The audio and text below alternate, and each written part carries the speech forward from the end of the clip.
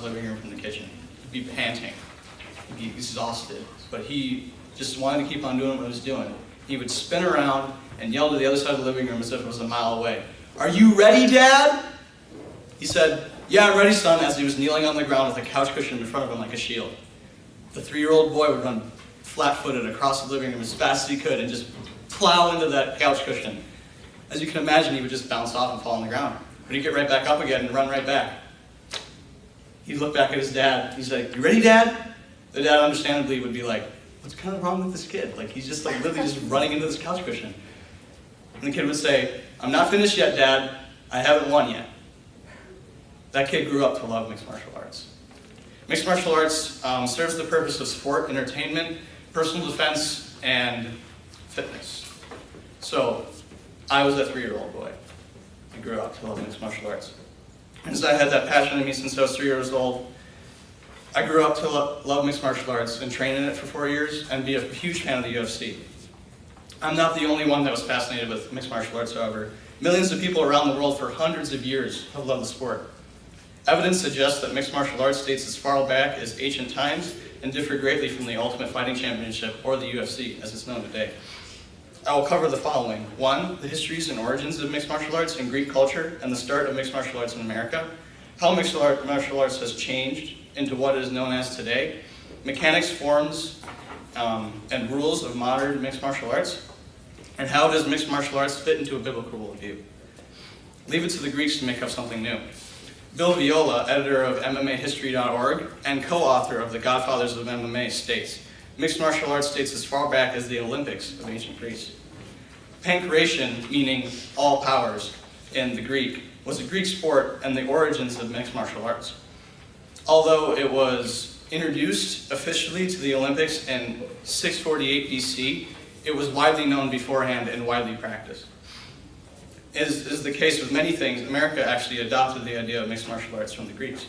As Bill Viola also explains, the UFC started as CB Productions' Super Fighter, which changed into the modern sport popularized throughout the world, the UFC. CB Productions laid out its plan for the multi-million-dollar business in 1979, before pay-per-view and the internet were a source of advertisement for the sport. Because of its limited access to advertisements such as pay-per-view and internet, it was actually widely dismissed as a myth, and many people didn't believe it existed. CB Productions' groundwork made way for the better-known UFC, and the UFC actually built off of its program. Part of the process in modernizing UFC was distinguishing its own interpretation of the official mixed martial art for a new era. UFC's homepage compiled a list of official martial arts that made up modern-day mixed martial arts. Mixed martial arts is officially categorized by 10 global mixed martial arts. Most martial arts, as you can imagine, are from East European styles, such as Greco-style wrestling, Roman Greco-style wrestling, and Southeast Asian influences. The most commonly known forms incorporated in mixed martial arts are boxing, Brazilian Jiu-Jitsu, Taekwondo, and wrestling, respectively. The rules and regulations, so I'm going to start with the equipment. These are standard gloves that they use for the UFC in their title weight fights, and I'm going to pass them out here. So what is typical for the equipment is it's very limited, it's very minuscule. There's not a lot of equipment involved in it, and that for the reason is they have mouth guards, they have gloves, and they usually have compression shorts of some kind, and that's about it. Like, it's very minimalistic. The reason for this is so that clothes can't get grabbed or ripped, and they can't use shoes that are weighted or things against the opponent. As you can imagine, the use for like putting on these things, like the actual methods, are very restricted and are actually done by other people. Like, athletes don't actually put them on themselves. The other thing that you need to know about rules and regulations, there's 3 judges that decide who the winner of the fight is. And they decide whether it's who the winner is based on if it's a knockout, it's a split decision or a decision, and submission. So decision is each judge says by percentage who the better fighter is. So if they think a fighter is better, they say that fighter is better by 69% and the rest is assigned to whatever the other opponent is.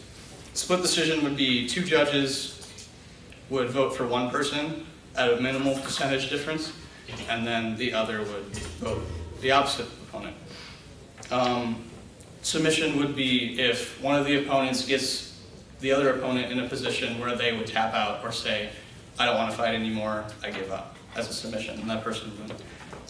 There's 3 rounds at 5 minutes apiece for a standard fight, and then a championship fight would be 5 rounds at 5 minutes apiece.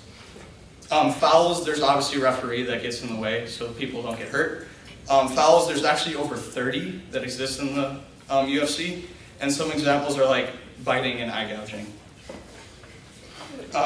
Without a doubt, mixed martial arts is global and popular, but many question how it fits into a biblical view.